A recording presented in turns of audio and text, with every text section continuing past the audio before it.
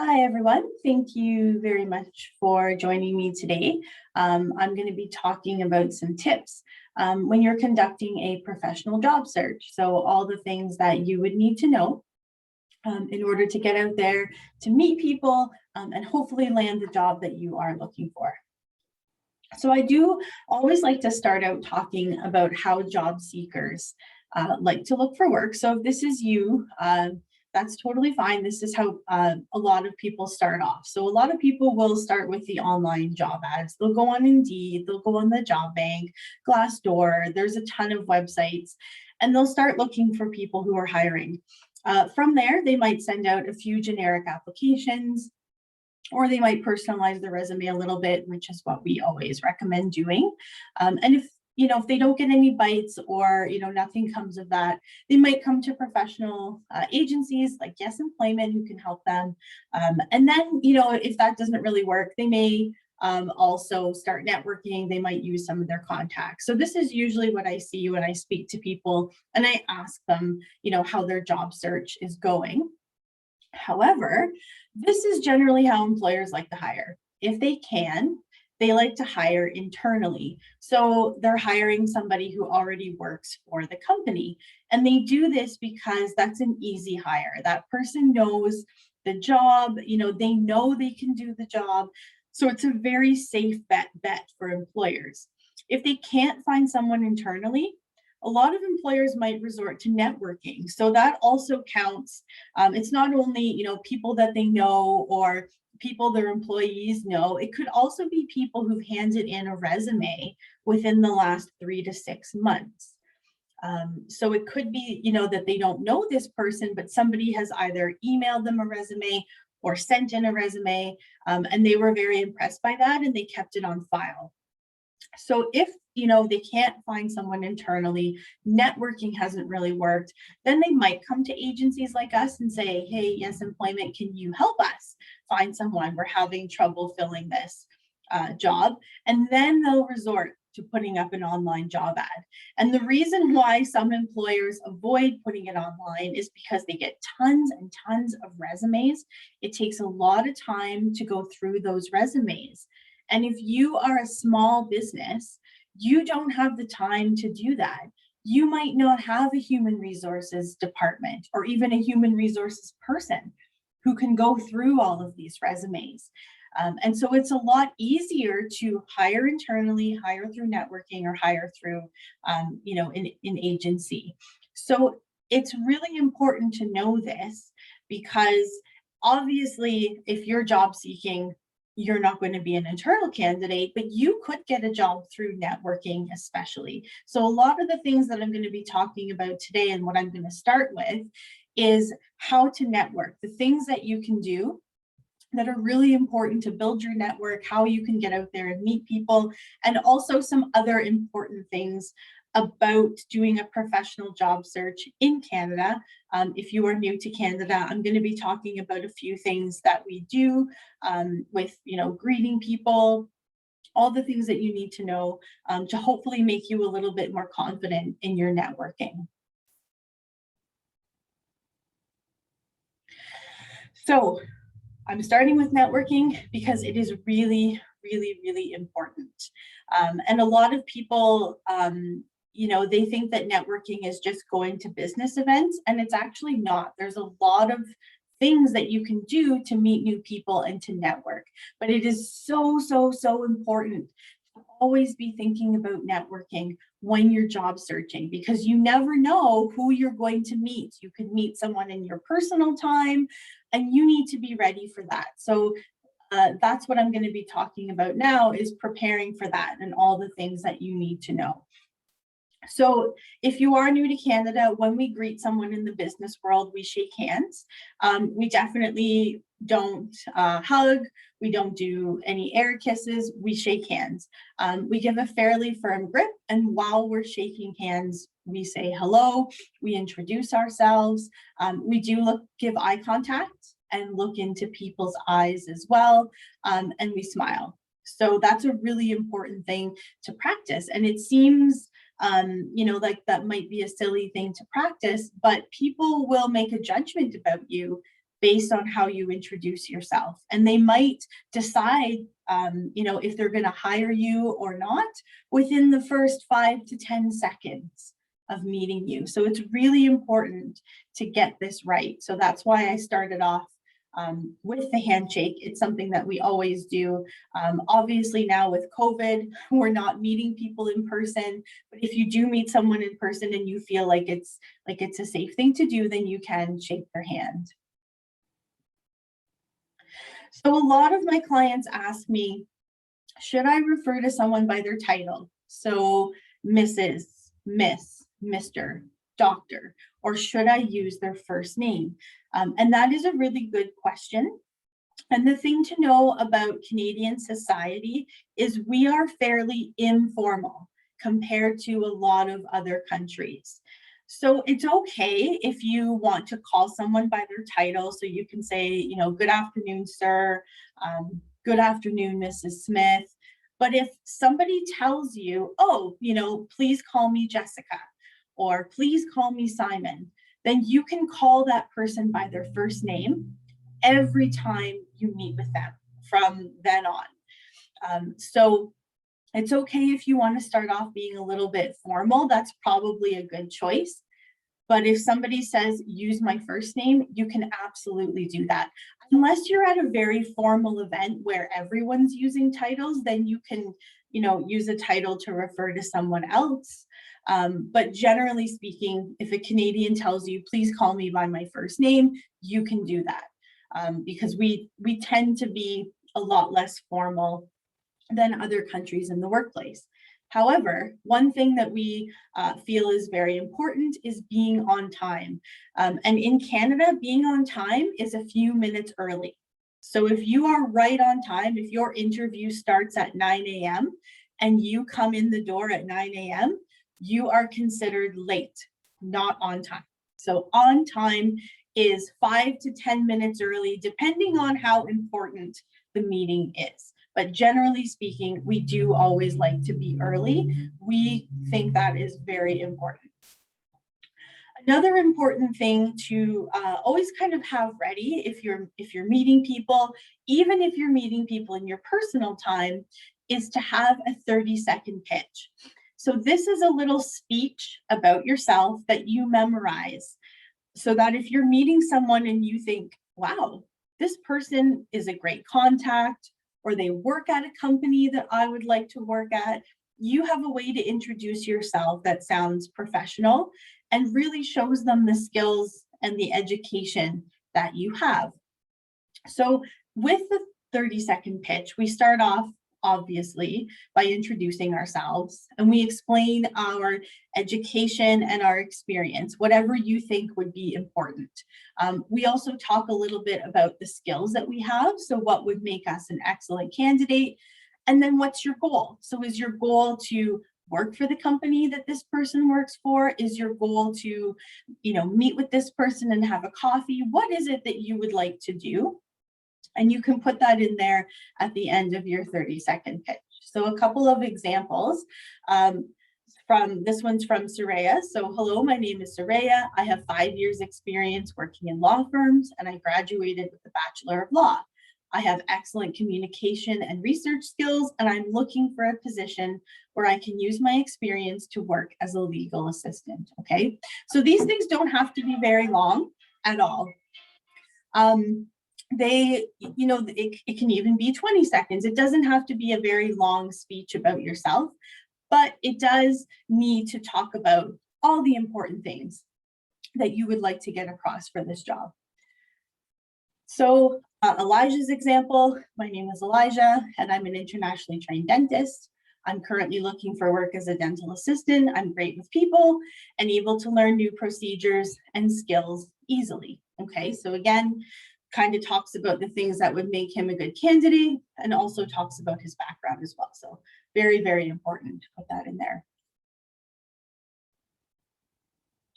Another thing that I've seen some professionals do, and you don't have to do this, but I do think once we get back to in-person networking, this might be a good thing, is to have a little business card. So this is not a business card for the job that you have. It's just a personal business card with your contact information on it, and maybe some of the, the areas that you'd like to work in, or maybe the skills that you have. You can get these printed pretty cheaply on places like Vistaprint.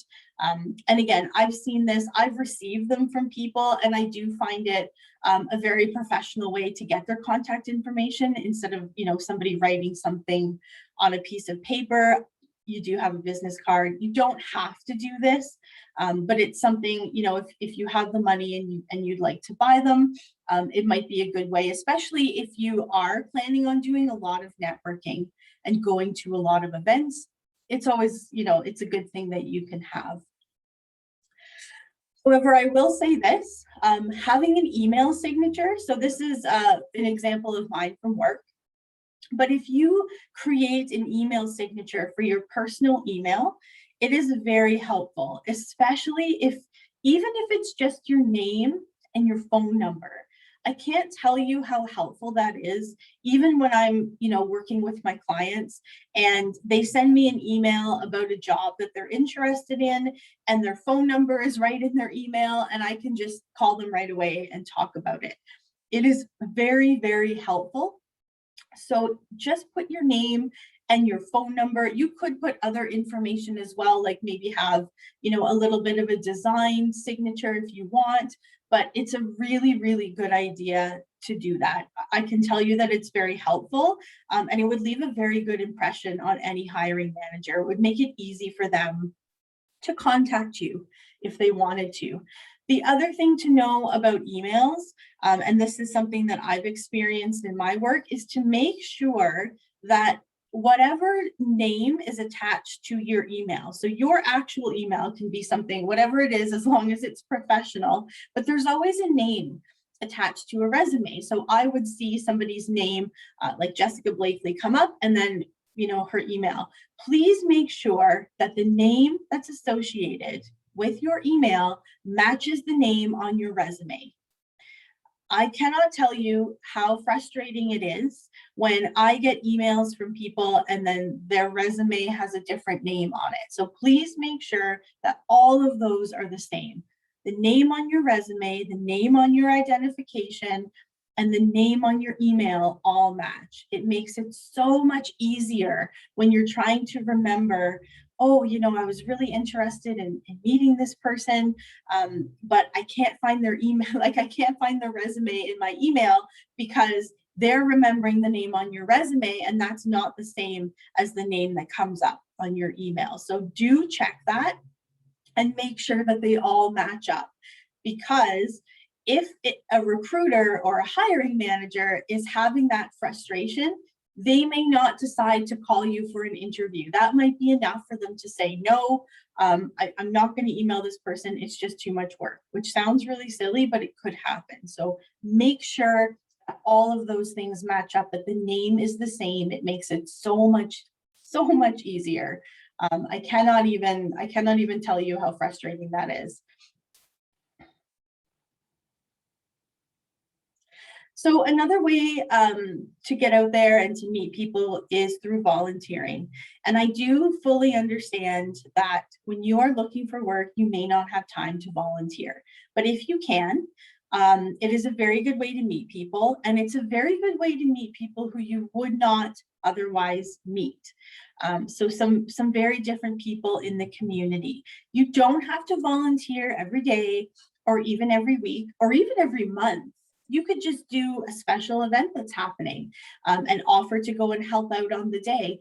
You never know who you're going to meet. You're doing a good thing for the community, which is wonderful in and of itself, but you also might meet other people. So volunteering can be a really good way to expand your network. And my colleague, Suli, she actually volunteered in a law office, which allowed her to make great contacts in her field.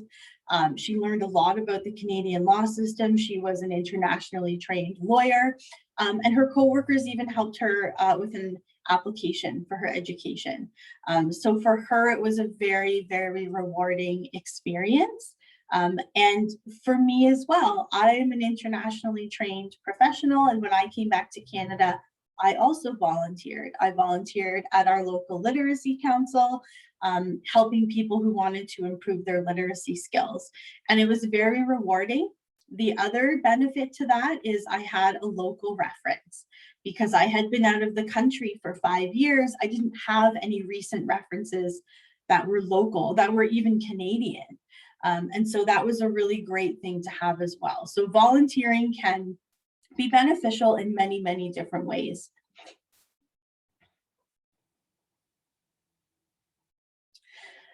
The other thing that you can do, which is a really good thing to try, is doing an informational interview. So this is not a job interview. This is where you would meet with a professional in a field that you want to get into, and you get to ask them some questions. You get to ask them about their education, about their employment journey so far, and you can actually get a lot of information out of this just for you. You can make a new contact. You might even make a new friend. This person might be able to recommend you to certain other jobs as well. So this is a really, really good way for you to network. And basically what it means though, is that you do have to ask people if they'd be willing to give you half an hour of their time for you to ask them questions. But it can be really, really, really good way to meet people. So a couple tips for this is to be prepared. So do your research about the company that this person works for, about their industry that they work in, and prepare some questions ahead of time. So that doesn't mean that you have to sit there and read off of a script, no, but have some questions ready so that it's beneficial for you and they don't feel like their time is being wasted. And obviously bring your resume or have it ready, know where your resume is, tailor it for that industry. So if they ask for your resume, you can send it right away. Dress as you would dress for a job interview. Have that 30-second pitch rehearsed and memorized. Keep to the time. So again, we talked about Canadians being focused on time. If you ask for half an hour of their time, once half an hour is up, you can say to them, I'm very conscious that, your time is very valuable. So, if we need to leave it here, that's totally fine. Don't ask too many questions as well. So have some questions ready, but don't have a lot of them. Leave time for the conversation to flow as well.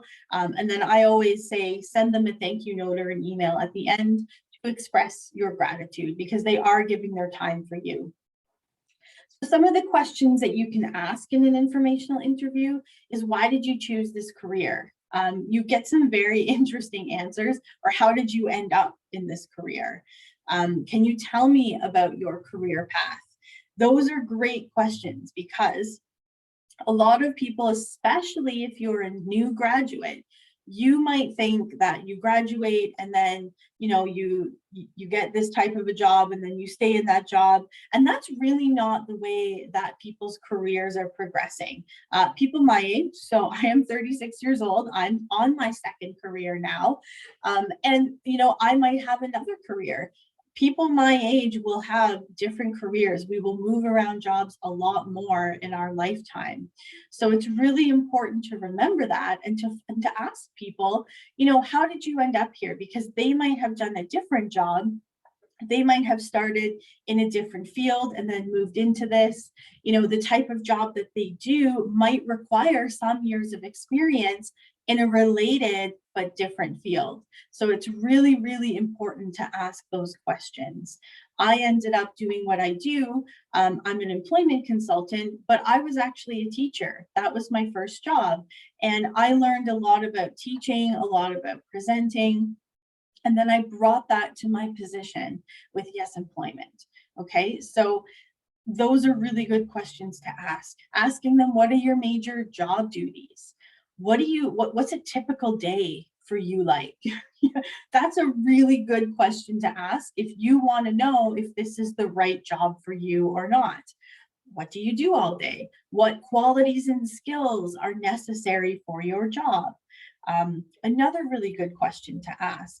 people, when I tell people what I do, some people assume that I just sit at my computer and I write resumes and cover letters all day. And that is so not true. I talk with clients, I help them, I give them advice with every part of their job search. I deal with people all day long. So I don't just sit in front of a computer. I have to have good people skills. I have to like working with people. And a lot of people, they don't really think of that when I tell them what I do. So, asking somebody what qualities and skills are necessary for your job means that this is going to help you know if this is a good job for you.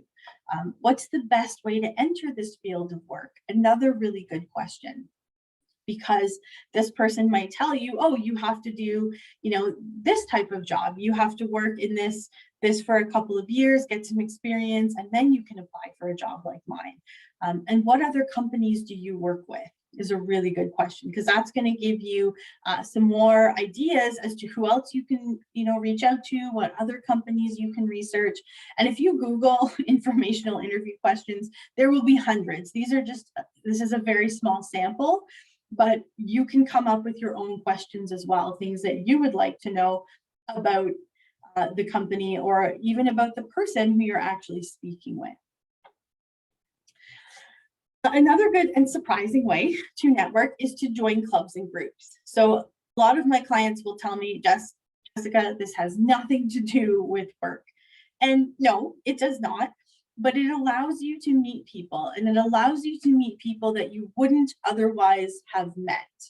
So that is really, really important, because I have joined clubs, like I joined a ukulele group at one point, I joined sports groups, and I met different people who did all sorts of different jobs. And it was really, really great, because again, I tell them, oh, I'm looking for a job in this area. And they'd say, oh, wow, have you considered this company? Or, my sister-in-law works here, maybe you should take a look at this.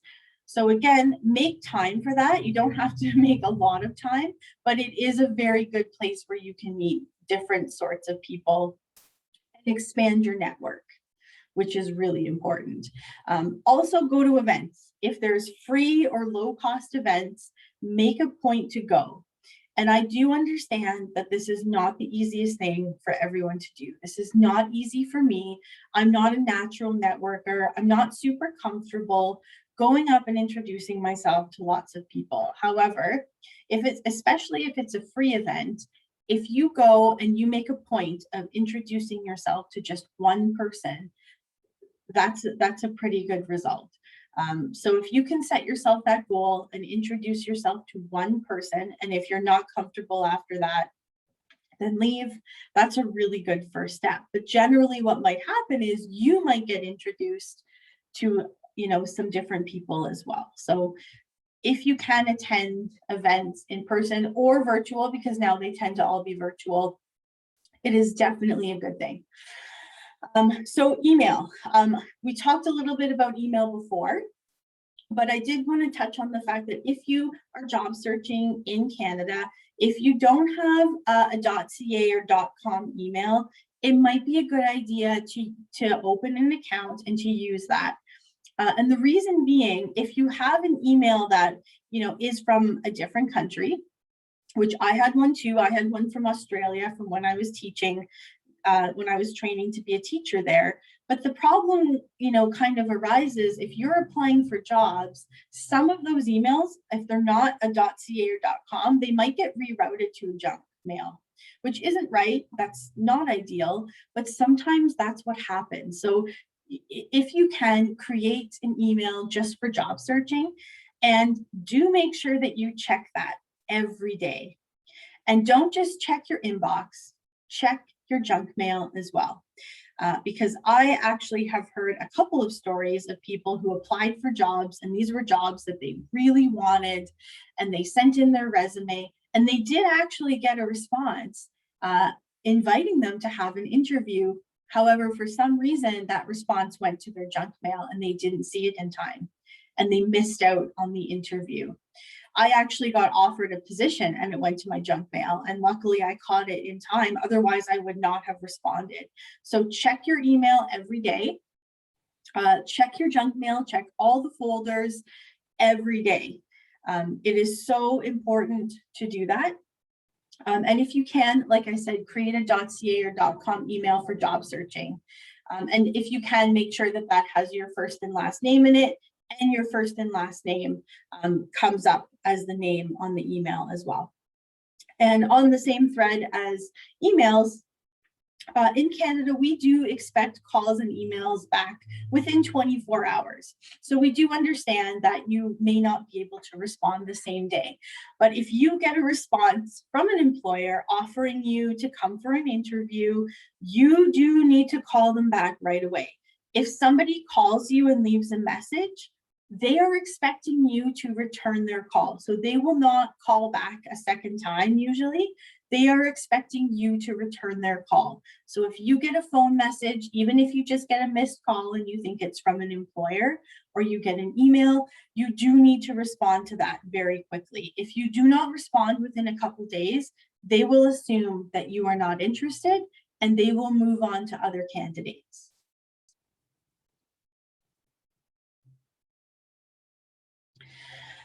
So when you're doing a professional job search, I always recommend formatting your resume and tailoring it for the job that you're applying for. So I will be recording a workshop on this topic in detail, but just so that you know, it's really important to do that, to look at your resume and to think, what does this employer want to know about me? What's important for them to know about me? And make sure that that's near the top of your resume. If your education is more important, then you can put that at the top. But if your work experience is more important, then you're going to make sure that that's at the top as well. And you're going to go through that and you're really going to think, what's important for this employer to know? And we have to do that for every job we apply to. But like I said, I will be recording a more in-depth workshop on that topic. Another really important thing to do is just research, look at the company's website, know what they do, know some things about that company, especially if you're really interested in working there.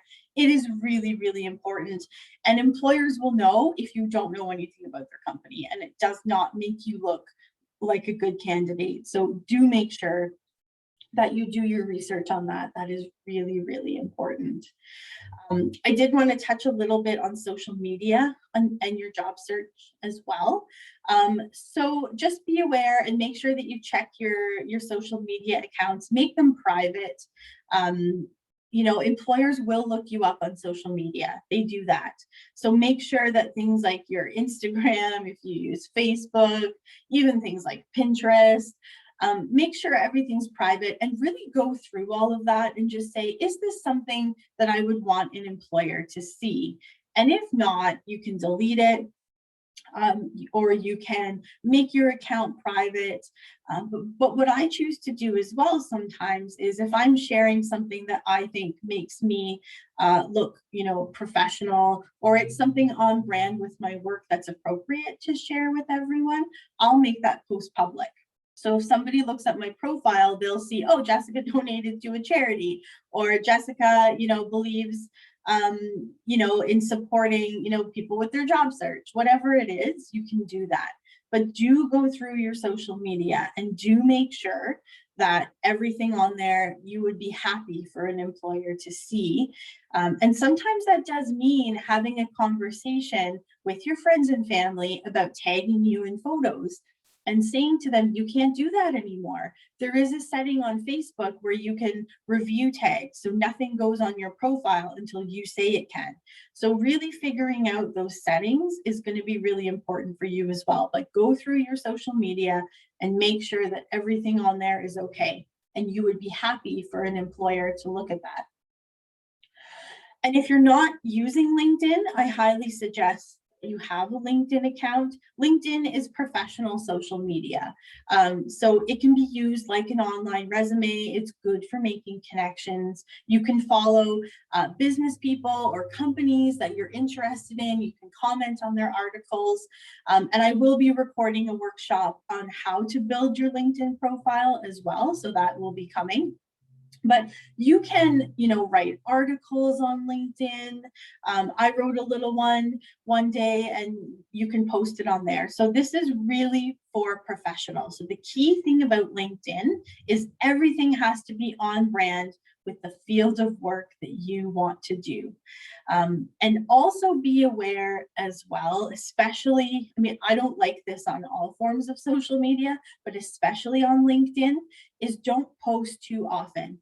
And make sure that what you post is relevant to the job that you want to do. Okay, that is really important. So this is not about sharing, today is my niece's birthday. That does not belong on LinkedIn. LinkedIn is for professional information only.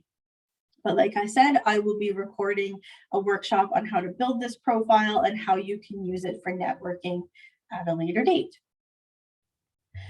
So thank you very much for joining me today. If you have any questions, feel free to type them in the comments and we'll take a look at those. But keep a lookout for some of our other workshops, and I hope that you found this helpful today. So thank you very much.